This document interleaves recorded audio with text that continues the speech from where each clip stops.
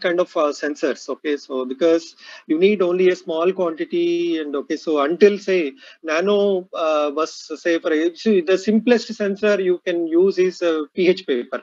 I mean, to estimate the pH, okay, because there is an enzyme which is coated and it changes the color. Okay, so they are simple as that. But I think now you can see that, okay, so the especially in the episode of Corona, people say that, okay, so you lose smell, okay, so you lose the taste, okay, so or in some in working environment, you may have to identify very trace quantities. So there is a main difference between an analyzer, a detector, and a sensor. Okay, so detector is the one which simply detects. An analyzer is the one, I mean, depending on the ranges you want. A sensor has to be a very precise value of 1 ppm, 2 ppm, 1 ppb, 2 ppb, something like. So if you practically look at, okay, so the sensor is actually a device that responds to a signal or that senses a signal. Mostly it can be a physical condition, okay, so or it's actually any device that converts a signal from one form to another form. I mean, sensors can be like electrochemical sensors, you have chemical sensors, you have chemistors, okay, resistive sensors, like the CO sensor which people use. Now you see the oxygen sensor. Today morning I participated a high level meeting. There we need to validate now the oxygen concentrators. There the sensor, whatever you have, is only zirconia based sensor. And these are kind of the electrochemical sensors is another part, okay, which people work heavily. So that means if you a device which actually produces a usable output, okay, so in response to some kind of a change, this change can be an optical change, this change can be an electrical signal, this can be a mechanical signal or whatever. Okay, so then you have actually then you say you have a transducer. Basically, it can be a microphone, loudspeaker, or some kind of a, I mean, like some kind of response you need to make. But I'm sure, like all of you know, any physical property, whenever you want to estimate it, I think it has to go with a certain, I mean, like some physical principle.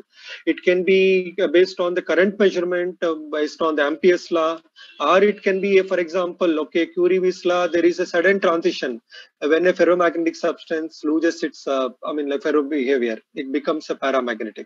You can also do actually a Faraday's law based, okay, so or you can also do conductivity based. And the simplest of the lot, which everyone must have used, is a pH sensor. I think the pH electrode is the one that is responding basically. I'm sure like all of you are aware of it. In any of these cases, the final thing, whatever you measure is the voltage. Okay, so either the current or the voltage based on V is equal to IR. Okay, so the Ohm's law. So that means the voltage signal, which is now, or I will tell you the simple sensor, which all of you must have used, is a thermocouple. I mean, like at many places, people must have used a thermocouple. Thermocouple, there is no difference. It simply works. I mean, there is no big thing. It simply works on a Seebeck effect. Okay, so that means like two dissimilar metals, you are joining them. One end is kept at a temperature of your choice, and the second end is maintained at a constant temperature. Now you can see that in each material, the electron flow is different. When the electron flow is different, the voltage developed is different. But the voltage are typically developed in your, okay, so the thermocouple is simply microvolt per degree variation, but then this will be amplified, and finally you get it. Okay, so now the value can be, so depending on the conditions, okay, so it can be an acoustic, I mean the stimulus can be due to acoustic, okay, or it can be due to biological, it can be electric, it can be magnetic, a piezoelectric sensor, okay, say for example, okay, so it can be something PZT, okay, so or a magnetic or optical, even thermal, mechanical, all these things. In each of these cases you are measuring one of the physical properties. Let it be conductivity, let it be resistance, or let it be, say for example, refractive index, or let it be permittivity. So something you are actually trying to estimate it. Okay, so for that, no, you will try to see that how a nanomaterial is basically going to work. And there is a slight difference. There is a difference between sensor and an actuator. A sensor is a device that detects events or changes in the environment and sends the information to the other electronic devices. Whereas an actuator is a component of a machine that is responsible for either moving or controlling the whole mechanism. So if you look at a sensor, it is actually connected to the input port of the system, and actuator is connected to the output port of the system. And a sensor helps to monitor the changes in the environment. It helps to control the environment. And output is an electrical signal. And in this case, output is basically a movement. And the examples are now biosensors, beta HCG. You can estimate now so glucose levels, these things. So whereas if you look at an actuator, basically it can be a motor. So it can be, kind of a hydraulic cylinder or something like this one. So then you also have a term called a transducer. So then the main difference is a transducer is a device which converts one form of the energy to another form. So that means sensors are in fact a type of transducers. So the sensing element in this case is sensor itself. And the sensing element plus any associated circuitry. So if you look at that means say for example, you can imagine say a thermometer. Now I'm checking my temperature. A thermometer is typically a sensor, a device that detects, now measures a signal. It shows. Whereas an actuator is something like a heater or kind of a motor or something like this one. So there is now the conventional transducer sensors, they work. Especially as I said, this is what I told you. The temperature sensor, you see that these are two metals which you are now combining. You welded at one part and the other one you maintained at the reference temperature, which is a constant temperature. Now you typically see that so this voltage whatever is developed between them, that is going to be a characteristic property. That's how you see that a K-type sensor can work only under one temperature range. So whereas M-type sensor works at a different thing. So that means a thermocouple is a classical example of actually a sensing the temperature thing. That means then you may ask a question, why we have to worry about nanoparticles? So is it nano that really important in my case, especially in the case of a sensing thing?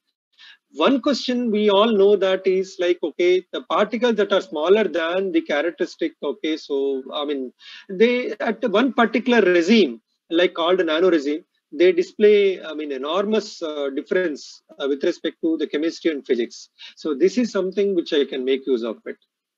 When the size of the structure is decreased, we all know that surface to volume ratio and the surface area is going to be more and more.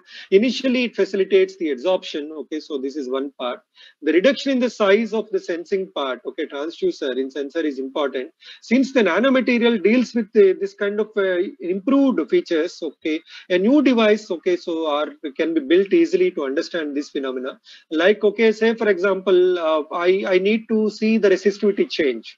Resistivity of a bulk material, I cannot read it very easily, but resistivity of, say, for example, a nanomaterial, and because nanomaterial has already inbuilt defects, so many atoms are on the surface, it's energetic. Now, nanomaterial, I don't need now so much thick, so that means the sensitivity can increase due to the better conduction properties. You see that due to the defects, now the conduction properties are good, then this decreases the detection limits. So very small quantities of this samples can be analyzed. So the direct detection is possible without using any labels. So these are the advantages you have, especially when you go to a nanosensor.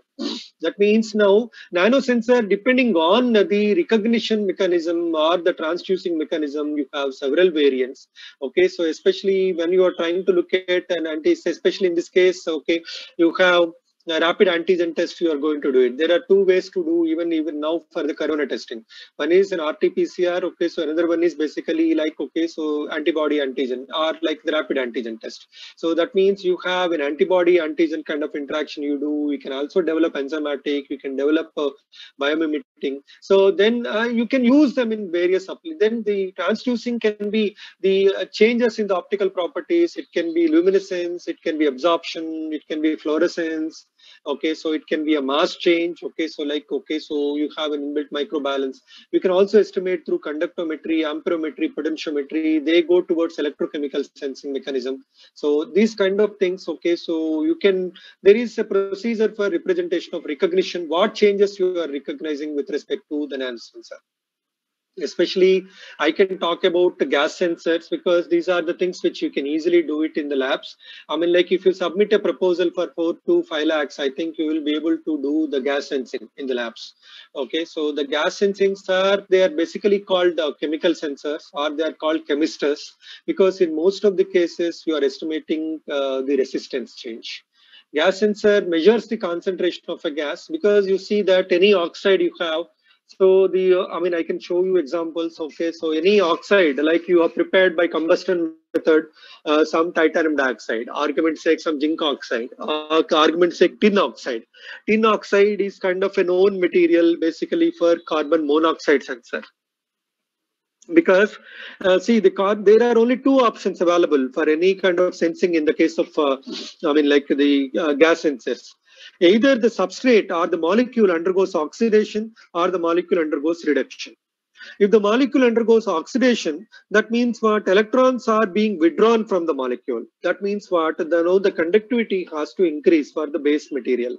But whereas anything which is undergoing reduced, that means what? Electrons are donated. Now your current has to decrease. So these are the changes which people can detect easily. Gas sensor measures the concentration of the gas. It's a very quick response, and sensor interacts with the gas to, I mean, like measure its concentration. Each gas has a unique breakdown voltage, that means electric field at which it gets ionized. Sensor identifies the gases by measuring these voltages. Okay, the concentration of the gas can be actually estimated. Normally, gas sensing typically goes with, I mean, like various approaches. But of that, the best one, the simplest or the cheapest of the lot is basically the metal oxide, the based gas sensors, or even MOSFETs also we can do. But I think, but it's mostly like metal oxide based. Okay, so I mean, like sensors.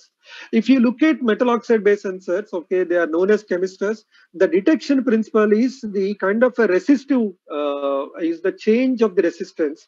You have a thin film of the nanomaterial, you put it on some kind of a conductive substrate. It can be gold or it can be any metal. You are putting a thin film. Now you try to see that when the gas molecule is absorbing on this thin film, then what happens? The resistance of the chain without any kind of a gas molecule, there is kind of a resistance. But now when the gas molecule flows inside your cell, now the resistance either has to increase or decrease. Now I make a linear calibration. Okay, so there has to be a calibration chart. Then I tell you that, yeah, this is a known thing, but if you get this much voltage, that confirms that you have this much. Say, for example, target one. The gas solid interaction typically affects the resistance, but for this interaction to be more, then the surface area has to be more. We all know that in the case of, I mean, like nanomaterials, the surface area is definitely going to be more and more. So that is the advantage, because this morning I told you that many metal atoms are, in the case of nano, everything is on the surface. When you have it on the surface, now the surface has some kind of conducting behavior, or it can contribute to something compared to a bulk material. Okay, so if you typically take bulk tin oxide and take nano tin oxide, I think you can easily understand the difference. Okay, so especially for ammonia, people use zinc oxide. For carbon monoxide, people use tin oxide.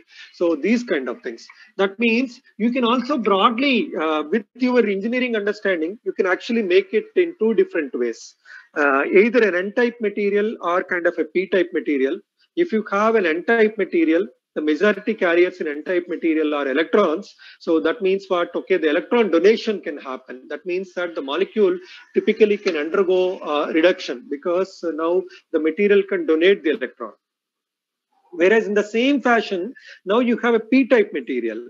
Once you have a P-type material, now the electron withdrawal will take place. Okay, so because in P-type material, the majority carriers are holes. So when the majority carriers are holes, now typically you can see that, okay, so the conductance or the resistance of the medium typically has to decrease. Why? Because now the electron flow will be normally facilitated. These are the two ways in which you can also easily understand. Like you have either only two ways, like you have an N-type option or you have a P-type option. Then don't worry about these things. Okay, so I can show you more practical examples. Okay, you have calorimetric sensors. Okay, so electrochemical sensors, especially these are some things which people also easily use it. Okay, especially for oxygen sensing nowadays, this is the most common thing which people use it. You have simply two electrodes. One, you have an anode and a cathode.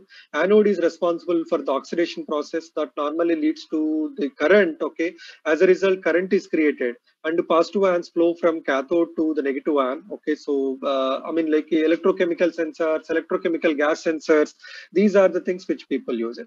Especially I take you now to a metal oxide, because since morning which we are now looking at metal oxides. Okay, now you can look at metal oxide sensor. How typically it works is like, okay, you have a silicon layer, okay, so is first created, okay, to serve as a temporary support. On that you have some kind of a layer like SiO2. This layer can withstand to higher temperatures. On top of this one, you are just using a gold thin layer, very sputtered gold, okay, uniformly deposited. Then you are at the background, you are connecting with some kind of wires. The wire serves as the heating element at the backbone. Maybe there is a kind of a film I can show you. I think it, yeah, you look at now, this is kind of a thing you have it. No, this is actually kind of, you have SiO2 on that. Okay, so you are kind of sputtering with the gold. On top of it, you see that you are putting some kind of a tin oxide. Now this is in an enclosed chamber and you are trying to send your gas molecule. At the bottom, you have a micro heater. This is heating the sample. So then typically what happens is when you are heating this one, maintaining it, argument sake, in situ at 250, 300 degrees centigrade, it has its own conductance, or in other words, it shows some resistance for the flow. Now, when the CO molecule comes, okay, carbon monoxide comes. Now the carbon monoxide sits here. See that at the boundary of this layer, okay, so this membrane, you have now a potential that is developed. Now you have one electrode kept here, another electrode kept here. Then it responds to now the voltage changes. Any voltage change is now a measure of now the linear graph. Okay, this is how you can estimate it. Typically, your zirconium oxide, which is now sandwiched between the two electrodes. Okay, so one side you have a reference oxygen with known partial pressure. Another side you have known. Okay, so I mean, this is the test sample, whatever you have it. Then typically you see that the oxygen will get reduced. Okay, so the typically it get reduced on the, say for example, this is the test sample you have on the reference side. Okay, so whatever you have, okay, so this will be converted to oxygen. That means what, there is now a potential built with respect to the oxygen. This you can simply convert it to the Nernst equation. Okay, so simply like E is equal to RT by NF, R is N is equal to 4 in this case. Then you have oxygen partial pressure on the reference side divided by oxygen partial pressure on the test side.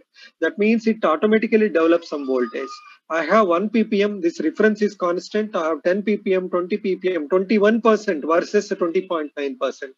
So that actually tells that how much oxygen pressure you have it. So, and if you look at now the way the mechanism works, the way nano can contribute to this one is like, okay, you can make a better, because zirconium oxide is also not a very good conductor. Now you can actually do a doped zirconia, you can do various ways in which now you can actually try to improve now the kind of properties. If you have more surface, okay, then the more absorption, more reaction, more current. Okay, so then you see that this is a direct response you have. And if you look at now the kind of mechanism, the way it works, this is how the voltage developed. And you see, in order for the zirconium oxide sensor to function, the oxide must be mobile. Okay, that's also the reason why yttria, doped zirconia. Zirconia is a solid state electrolyte. So this is maintained at some temperature. To make the oxides more mobile, the sensor is stable. So it is normally operated at some temperature like 450 degrees centigrade. Then you also, in the similar fashion, you also have carbon dioxide sensor. In all these cases, somehow some oxides are working. Okay, so these oxides preparation, I mean, like you can improve the preparation of these oxides by actually making, say, today morning I told you that how to, in a carbon doped, say argument's sake, okay, or nitrogen doped as a TaO2, or nitrogen doped zinc oxide. Zinc oxide is known basically for ammonia sensing. Okay. Now zinc oxide, you can make it in the nitrogen doped zinc oxide or oxygen, I mean carbon doped zinc oxide. Now when the doping, you all know that the doping basically improves now the conduction. Okay, so just like the trivalent doping or pentavalent doping, you are improving now the mobility of it, and then actually you're going to see the sensor. So especially in the case of carbon dioxide, it is a very good infrared absorbing gas. You see today, when I'm actually looking at my pulse sensing with oxygen saturation level, it is typically going with respect to, say, for example, okay, so my blood cells, okay, so as simple as that. They because they absorb in the region. But as in the another case, you also have, okay, say, for example, hydrogen-based sensors. In this case, okay, only metals. And this morning, all of you have seen that, okay, how metals, metal nanoparticles can be prepared. And you see that mostly, especially in the case of, I mean, like the hydrogen, and the people universally take palladium as kind of a detection, palladium as a metal, and you see that the palladium, okay, so you can use it especially because it's a selective one which absorbs hydrogen. In this case, you can also have optical fiber based, but I think the nanoparticle based ones are not very expensive. Okay, so this is one part, and and then it immediately leads to some kind of how quickly you can actually jump into say kind of a MEMS area. Okay, these sensors normally couple with thin films. Okay, so where you have an active layer with actually micro electromechanical systems, you have it. Okay, so the coupling, okay, so gives an advantage that okay you can detect it in very low quantities. Okay, so that is one part especially. In the same case of the CNT, say for example hydrogen sulfide, which is a dangerous gas, if you really want to measure it, the way you can do this one is like you look at now you have a SiO2 layer, you have a silicon wafer support on that, you have the SiO2 layer on that. Actually you see that you are putting actually a thin, okay, so gold nanoparticle, and you see that between then you have a drain and gate. Okay, so between that now you are trying to see, and okay, so then you are trying to put some kind of H2S gas or whatever. So typically when you do in each sensing cell, two electrodes you have, and you have a source and you have a drain. Okay, so then in between that, you have a nano small gap. Okay, this can be typically 40 to 60 nanometers. Okay, you can achieve it nowadays. Then the AU nanoparticles, you know now how to prepare it. Then typically when you send the H2S gas, now you see that, and before sending H2S gas, okay, so this is how, and after sending H2S gas, now the typically the current response is going to be monitored. That means simply the current IV characteristics you are going to measure because you kept at a particular voltage. Then you try to see that you are dosing, you are know the current, then you are dosing 1 ppm, 2 ppm, 10 ppm. Now the adsorption of H2S molecules onto nanoparticles may significantly change the hopping behavior. So then you can measure it. In these cases, especially the CNTs are kind of a known things. Okay, in the previous case I've shown you the gold nanoparticles. Okay, but here you can also put it like the CNT. Okay, because CNT also has a large surface and it has its own conductivity. So then the moment you have some adsorption which is taking place, then the typical conduction changes. The CNTs have very good aspect ratio. One part, they can be sometimes depending on the way it has grown, they are metallic, they are semiconducting, they are insulating, and they have a high degree of mechanical strength. Okay, so their properties can be typically altered. You look at now, this is a source and this is a drain. Okay, so then in between you have the CNT which has a good adsorption property. Now you have a H2S gas, or you have a carbon monoxide gas, or whatever. Now these are cheap sensors. Okay, so you see now the sensors you did not hear much before the nano came, because gold sputtering, these things were very damn expensive because you need to have only a metallic conductor at that metal at that time. But now you have various semiconductors that actually can replace this job. Okay, electrical properties of CNTs are sensitive to the effects. Okay, so you due to the chemical doping you have. Okay, so the way you grow it, basically single wall shows a different property than multi wall. The electronic structure of the target molecule, okay, so molecule near the semiconducting nanotube can cause a measurable change. Once you have some molecule which is now typically the way it was shown here. Okay, so for example, imagine that this is your CNT. Okay, so instead of gold, now you see that you have say for example something getting adsorbed on this. Okay, so that changes now your typical properties. The changes in the electrical conductance are highly sensitive. Okay, that's one thing. Simply V is equal to IR. Okay, Ohm's law is something like which is omnipresent in all these cases. Okay, because in chemistries, okay, so you are typically going to measure. Okay, so the typical V is equal to IR. Okay, because it you know there you know the current. Okay, you know the voltage, and the resistance is going to vary, and it's a linear function with respect to this. Though these are, you see that these are some kind of toxic sensors. Okay, they typically work with electrochemical. The simple way it goes is like, okay, you have carbon monoxide, and the carbon monoxide reacts with water. Then that typically gives you something like a carbon dioxide, and it generates a kind of electrons, and these things finally get converted to water. So the typically whatever you form in this case is that the overall reaction, the CO plus half O2 gives you carbon dioxide. And now the way in which your, the nano material is going to supplement, say for example, the way you're seeing zirconia, because cerium oxide is known to be an oxygen reservoir. Now, once you use cerium oxide and the ceria will be converted to carbon dioxide, now you see that the O2, O minus of the lattice will be now donated basically to the CO. Now gradually you see that oxide conductivity has to change. Okay, so these things typically you can measure it. Then this is especially there in your catalytic combustion sensors. Okay, so the semiconductor gas sensors, especially if you look at now, okay, so the especially mixed metal oxide based semiconductors, okay, so are widely used in the recent past. After that, okay, the materials of your choice can be, like I said, zinc oxide several times since morning. I said titanium dioxide several times. I said tin oxide several times, and these are the things actually which you can easily make it. The other parts, okay, so maybe I can the other parts whatever you have. Like the way you have it here, these things are kind of a common things for anything. Okay, say for example, you need to have a silicon support. On that you have insulating oxide. On that, okay, so you're trying to sputter. It can be a thin gold foil also. On top of it, you are putting your material. So these things are common. What you are changing in all these cases is typically you are going to now play with now kind of for the oxide, whatever you made it.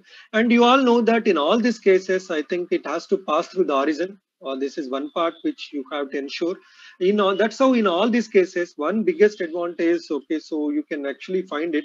The oxides, whatever you are thinking of, okay, so especially these oxides are kind of known oxides, okay, so like typical zinc oxide, titanium dioxide, CNT, these are the tin oxide. Okay, so especially zinc oxide, titanium dioxide, tin oxide, ceria, tungsten oxide. These are the things which you can easily make it in the laboratory nowadays. I think these things. I think.